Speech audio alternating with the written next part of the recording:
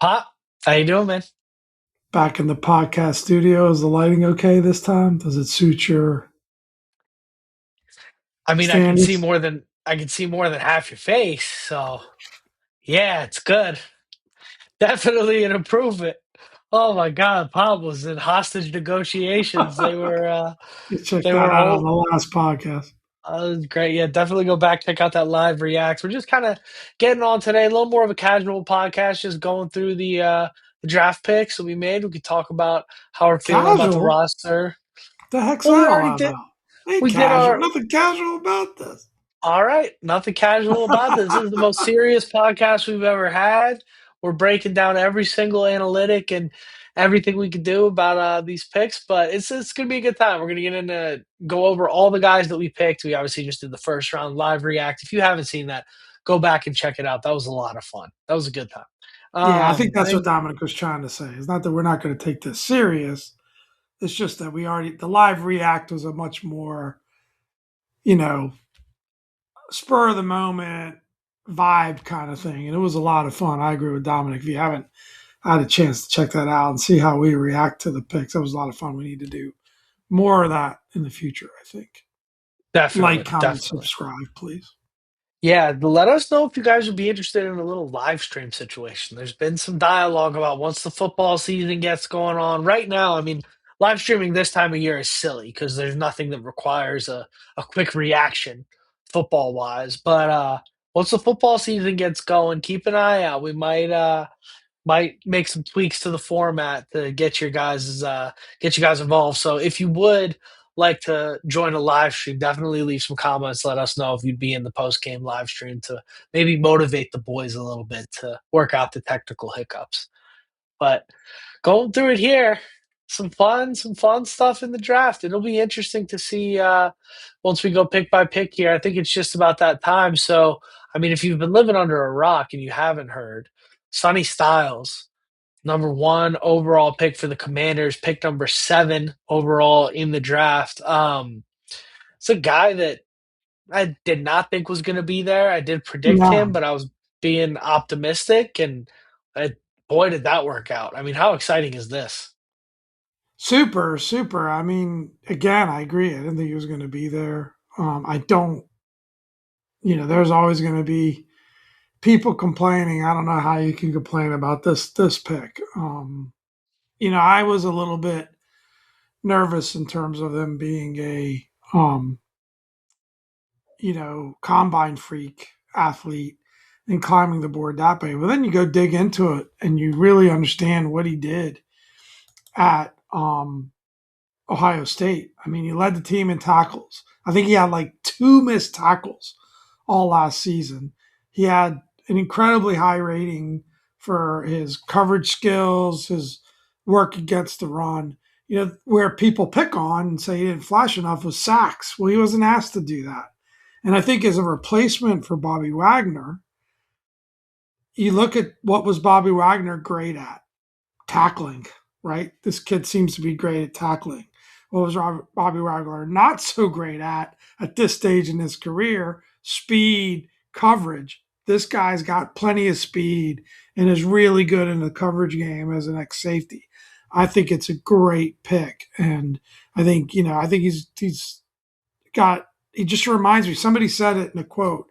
He's kind of like Jaden Daniels on defense, just in terms of his character, love of the game, chill kind of vibe that he brings to it, but yet, killer, still a killer from a competitive point of view. And that front seven, that's looking more and more like a scary group.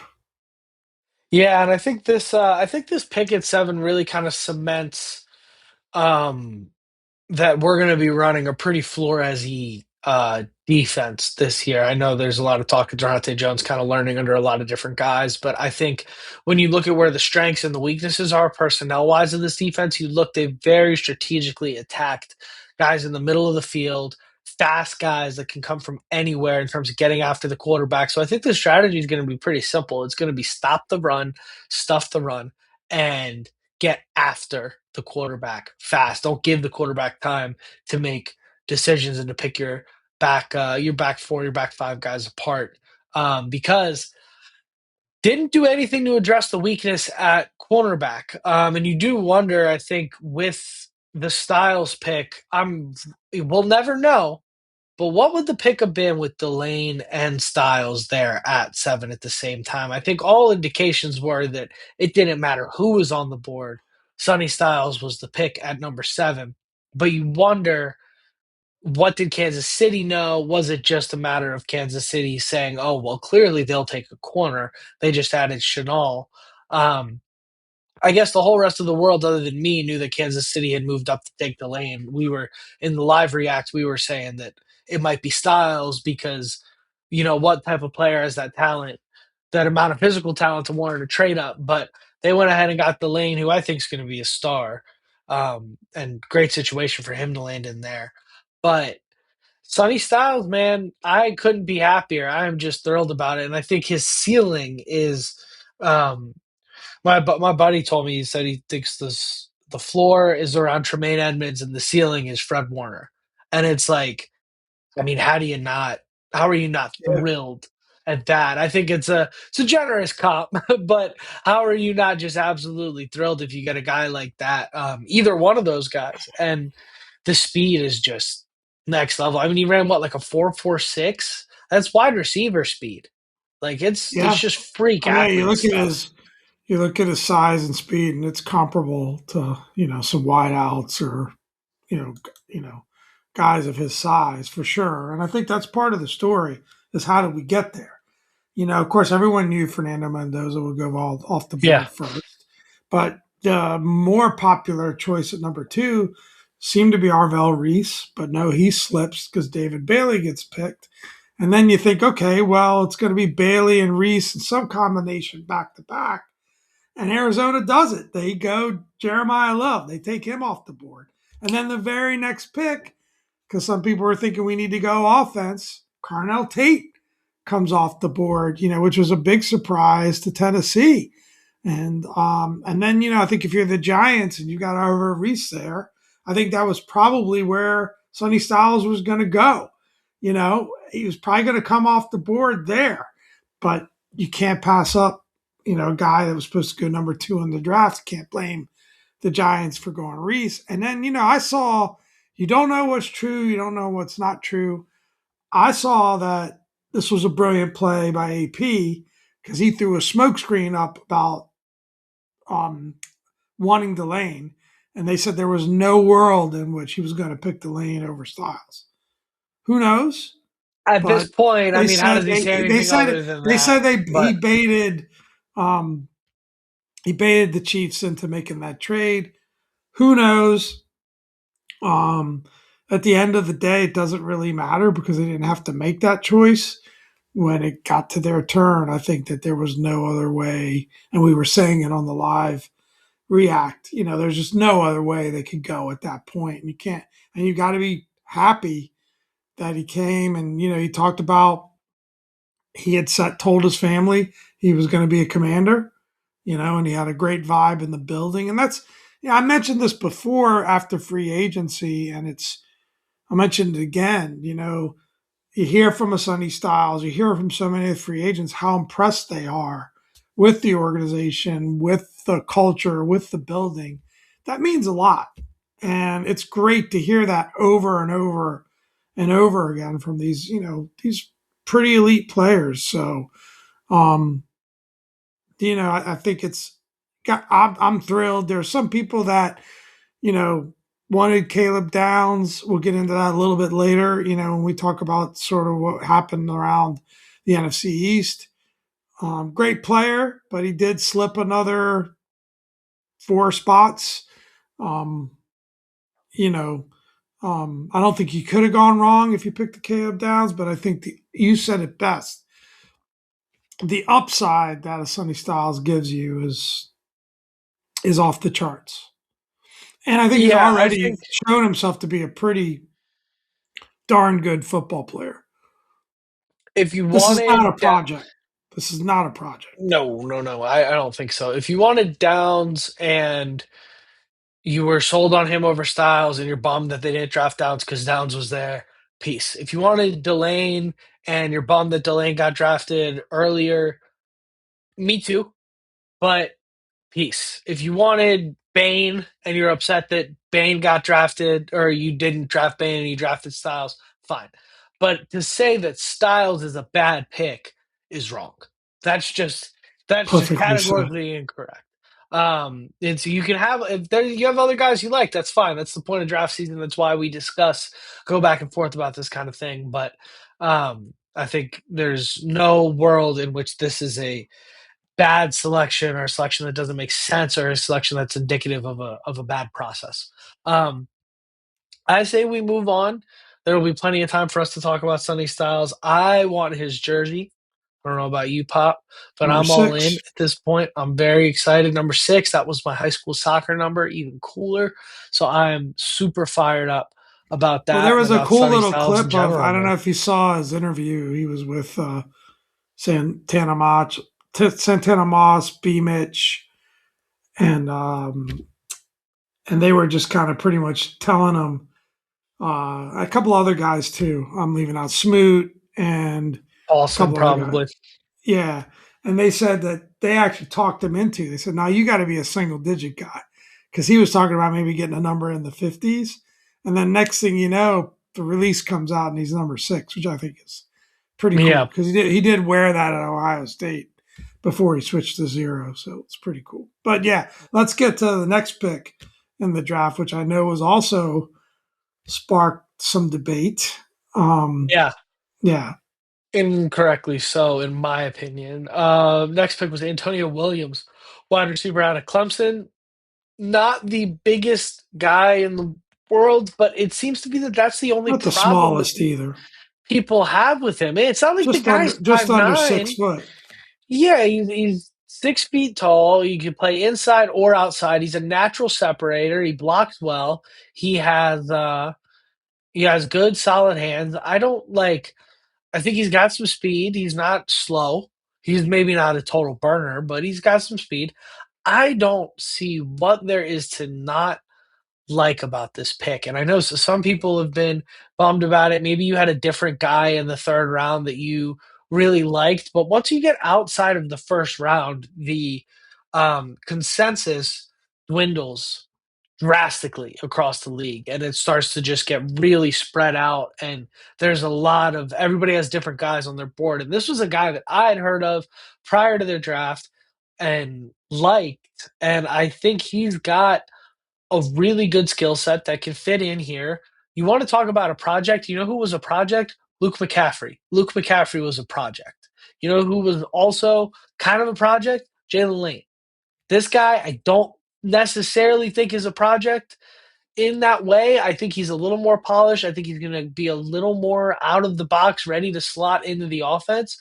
And I think when you look at the role that we need to fill for a Ben Johnson, David Blau style offense, I think he fits that role. Well, I think he's a situation. So I think that's where, first off, I think that's where a lot of the criticism comes from. Because, the last 2 years, we've picked slot guys in the third to fourth round, right? You mentioned it, right? McCaffrey and Lane. But I think this is a very different kind of player in the sense that I think he's much more pro ready. I think he's much closer to being to step in and compete for a starting role. And it wouldn't surprise me at all. And when I look at it, I go, when you look at things that we know right now, do you think either Jalen Lane or Luke McCaffrey are ready to start in the slot? Right. And you've got a guy that potentially could be a starting receiver for us, could be wide receiver 3 or maybe even wide receiver 2. And, I think he is a guy also that had a fantastic 2024 season. And if you looked at where he was projected to go in this draft at that point in time versus where he ended up going was much higher. And there were even some projections this year that had it much higher. So I think he's a much better receiver at this point in time, coming out as a rookie than neither of those two guys were. Now, you could argue that those were not the greatest picks in the world. And, this depth situation at wide receiver is an interesting thing while we're on the topic, right? Because now, if you believe, and there's still reports coming out today, that the Brandon Ayuk thing is going to happen. You know, you've got a pretty deep group. I mean, I mean, even if you don't bring Van Jefferson into the mix, that's seven guys can with we talk Traylon about Burke, that? Brown, you know, potentially Brandon Ayuk, of course, Terry, you know, and Williams. So Can we that's talk going to about get that? interesting.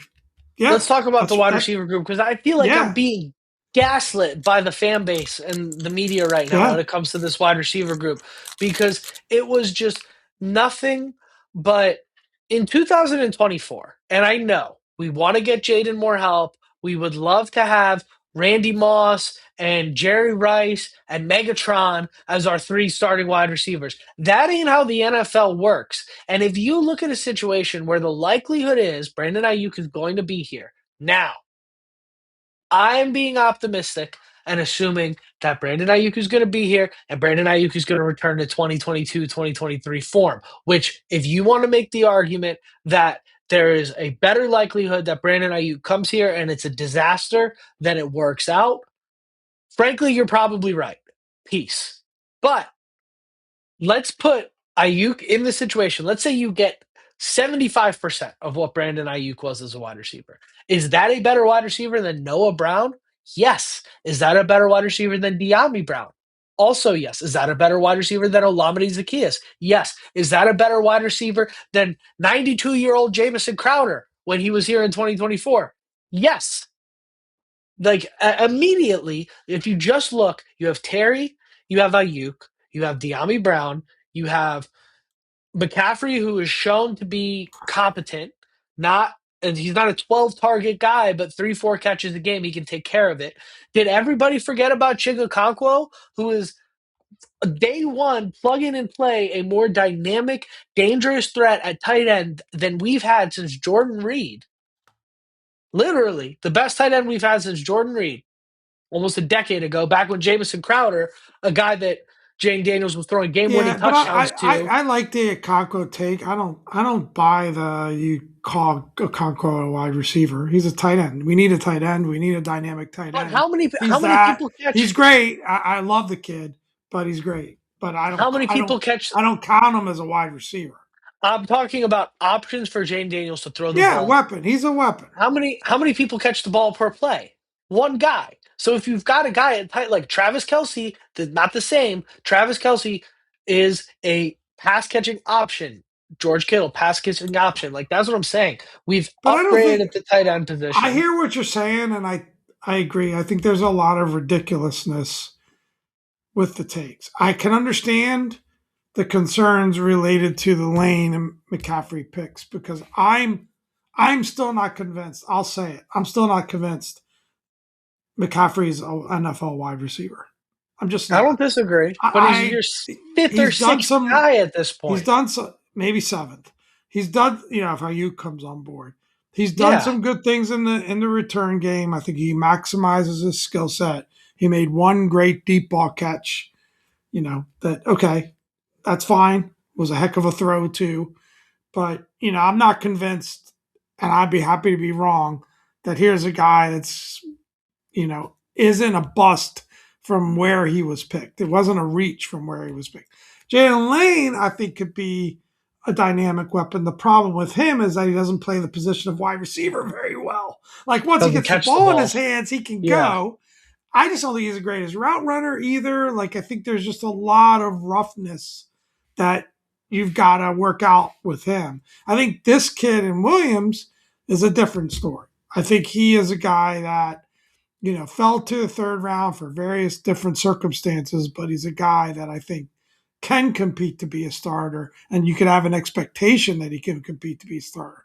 Whether he can do it this year or not, it's a big leap for the rookie. I think we would all like to have a second wide receiver more locked in, that we would have landed one of these guys in free agency, or maybe Sonny, if Sonny Styles gets drafted earlier and Carnell Tate drops and you just jump on him, I think we would have all been happier about the situation at wide receiver. I think we can all agree on that. But I understand your point. It's not a catastrophic situation. I do happen to think that the thing that I don't get is this whole thing about size. Because how many really good 6'4" wide receivers are there in the NFL? We had Cam's, I we mean, had AJ Cam Sims. Brown. How many other guys can you name that are like Hall of We Fame? had So what? A guy can out jump a guy and catch a fade. How I'd rather have a guy that can separate and is a polished route runner, like you see it, like Williams is supposed to be, right? we had Cam Sims on this roster for 4 years, and everybody talking about this is the year that he establishes himself as a red zone threat. And all due respect to the guy, like the kid, you know, I don't know. It's just not. I think we're being over. I think we're being over dramatic about the wide receiver position, assuming that Terry can be healthy and return to form this year. If you, I that would be my caveat. Would be that if the best Terry McLaurin is behind him, if and there's a drop off either in production or availability this year, and last year was not a fluke, then you start to have some trouble there. And I understand, Yeah, but we are not. We're not the situation is better than it was last year. It's significantly better than it was last year. Jaden's not running around throwing the ball to Chris Moore and Robbie Chosen. I mean, that's where we were at last year. It's better than that, regardless. totally agree. You've got guys that were your third or fourth options that might not make the roster this year. Um, so And I there's think that says always, the everything one there. thing about the depth of the wide receiver group, and we have a running back that we drafted too, so that we can talk a little bit about that group as well as part of that discussion.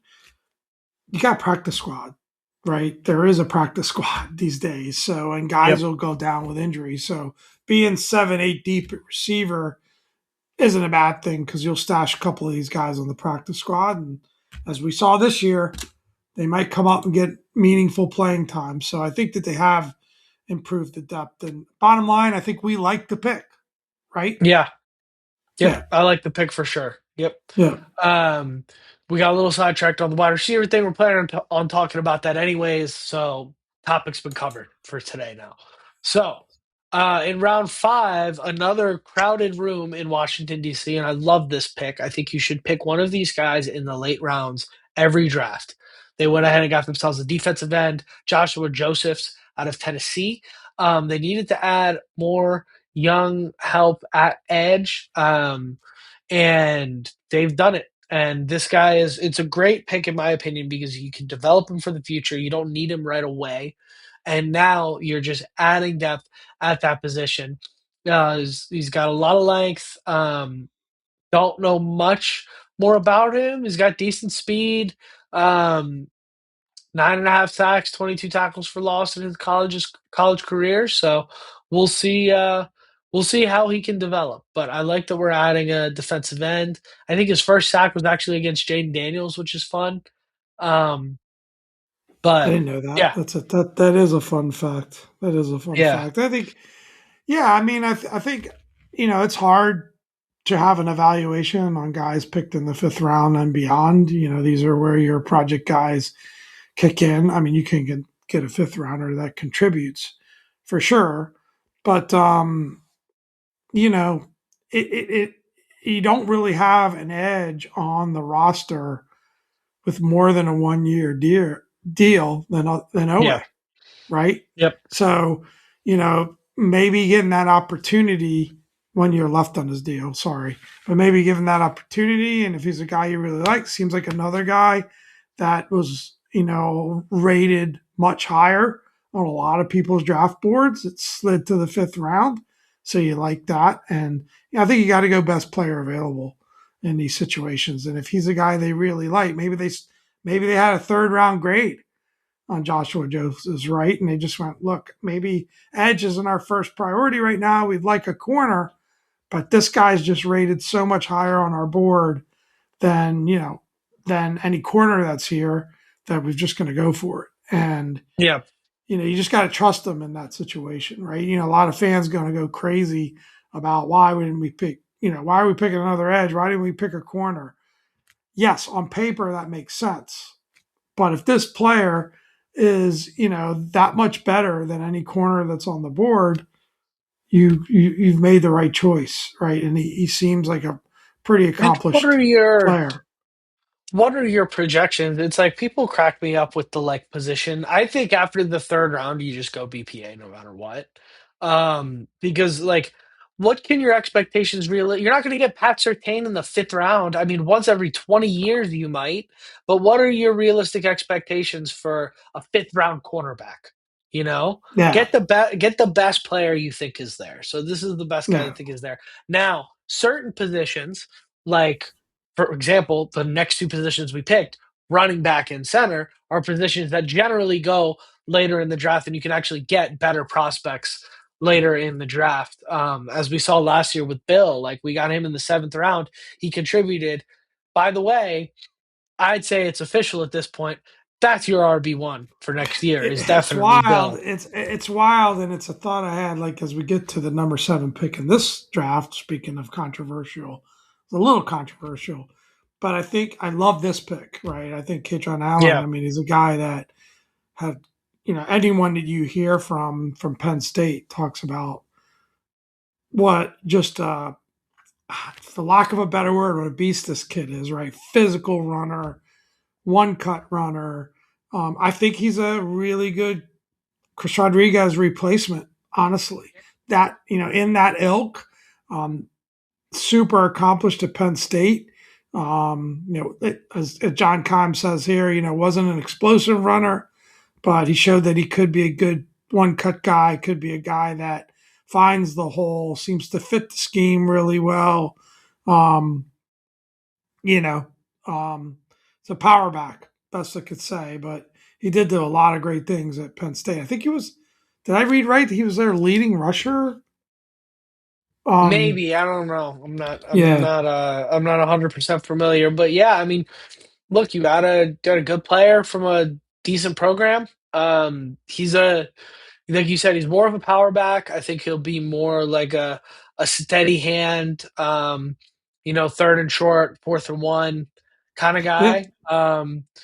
Cause He's but he's Penn State's all-time leading rusher, wow, 4,180 career yards. is he one of those kids that played like Saquon 12 years? Barkley went to Penn State.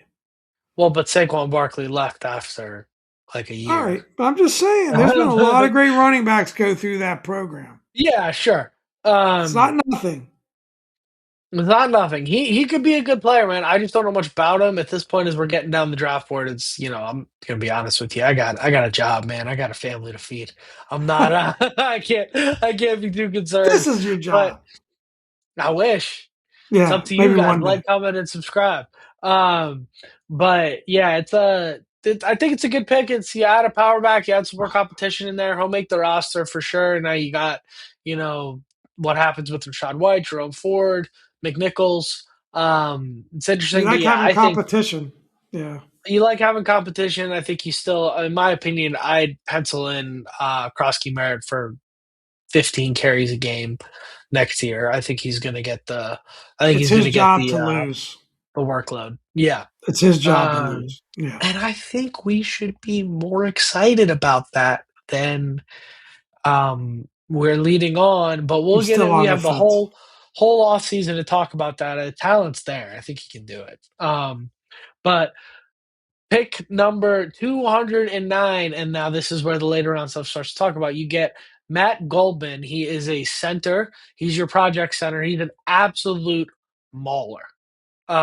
He could be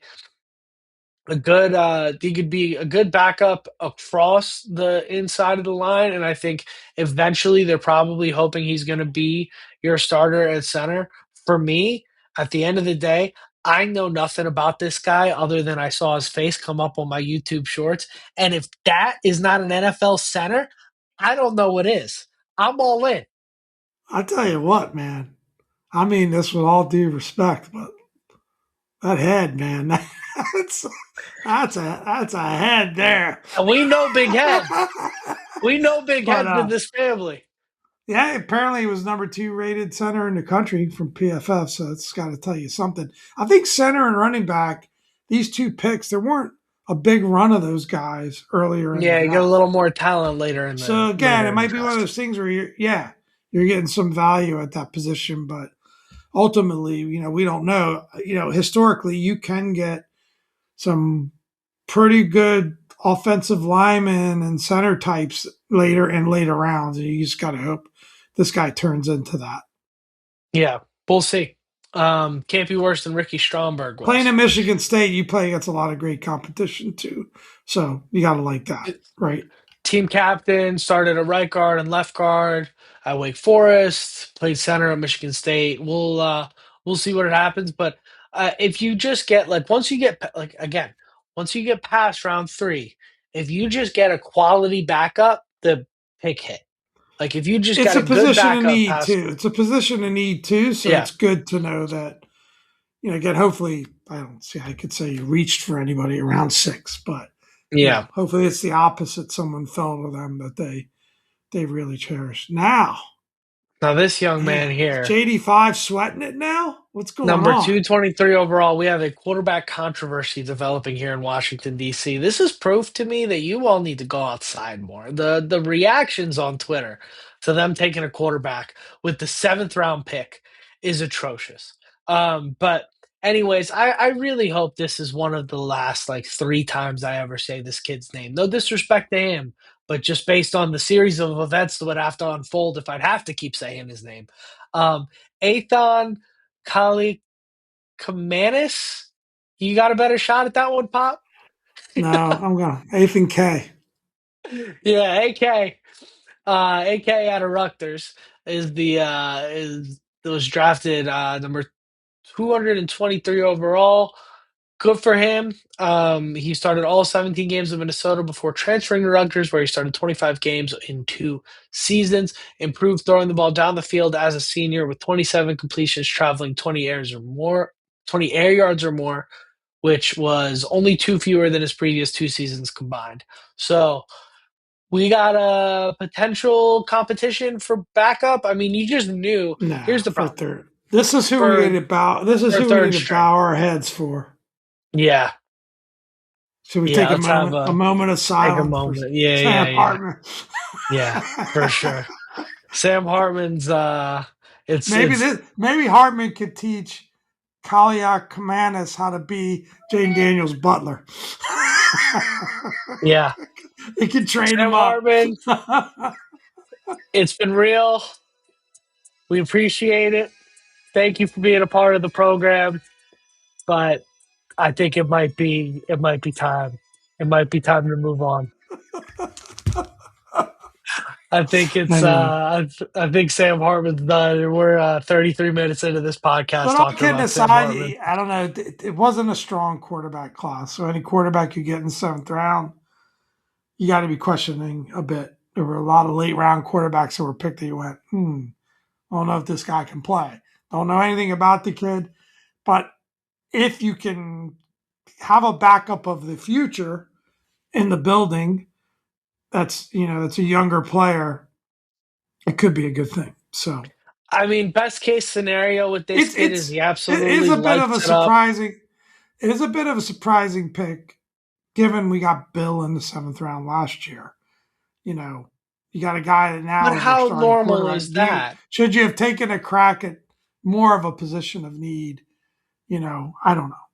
You got Bill in the 7th round last year in a historically good running back draft, and Bill had no business talent wise being in the 7th round. It's a total unique situation.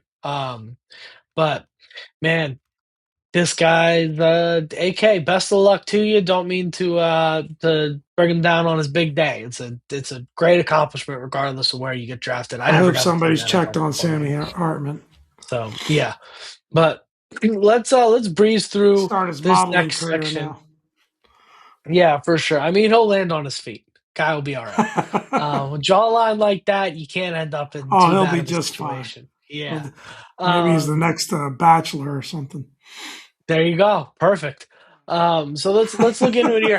He might be too mentally sane for that. Exactly. That's true. It could be the only issue there. How did the rest of the NFC East do? Let's break that down. So the Giants, at number 5 overall, got Arvell Reese. They got Francis Mawaga at number 10 overall.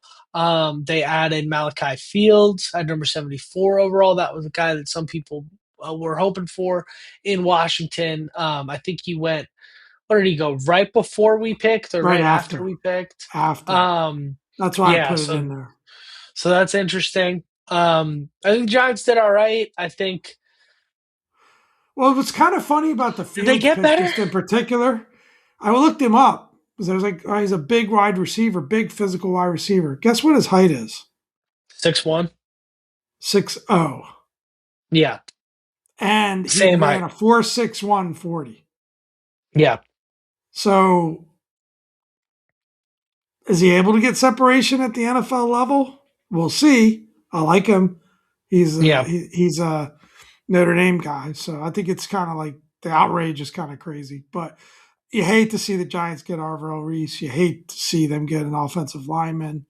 Of course, they traded away Dexter Lawrence, get that offensive lineman. So you can argue that's a loss. I think it's a loss because I don't think there was any superstar offensive tackles in this draft. There's some argument that this Francis Mauigoa, um, sure I butchered that, is more of a right tackle than a left tackle. Well, But they I need think the both. So Giants, I think the Giants got better. I think they got better, and yeah, you hate to see I that. this is. I mean, Harbaugh's there now, so maybe player development gets a little bit better. But Arvell Reese is the exact type of player that the New York Giants draft every 3 or 4 years and never pans out. So hopefully, for the sake of his talent, he can develop and get better. But I've been around for Kayvon Thibodeau. I mean, Thibodeau lights us up, but doesn't do much Well, around the rest of the league. if I told you today you could pick one of three players, Dexter Lawrence, Arvell Reese, or Francis M, And for your team Dexter going Lawrence. forward, Yeah, yeah. So Dexter Lawrence. I think Sure. there's some subtraction by addition there.